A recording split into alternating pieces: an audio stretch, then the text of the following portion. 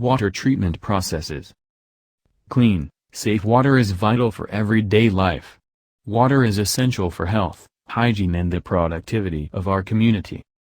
The step-lead water treatment process may vary slightly at different locations, depending on the technology of the plant and the water it needs to process, but the basic principles are largely the same. This section describes step-lead standard water treatment processes. Coagulation, flocculation. During coagulation, liquid aluminum sulfate, alum, and/or polymer is added to untreated, raw, water. When mixed with the water, this causes the tiny particles of dirt in the water to stick together or coagulate. Next, groups of dirt particles stick together to form larger, heavier particles called flocks which are easier to remove by settling or filtration. Sedimentation. As the water and the flock particles progress through the treatment process, they move into sedimentation basins where the water moves slowly, causing the heavy flock particles to settle to the bottom. Flock which collects on the bottom of the basin is called sludge, and is piped to drying lagoons.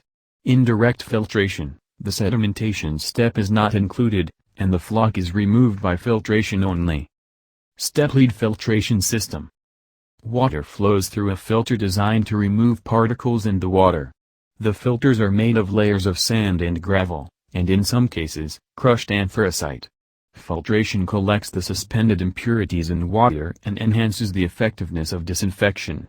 The filters are routinely cleaned by backwashing. Disinfection. Water is disinfected before it enters the distribution system to ensure that any disease-causing bacteria, viruses, and parasites are destroyed.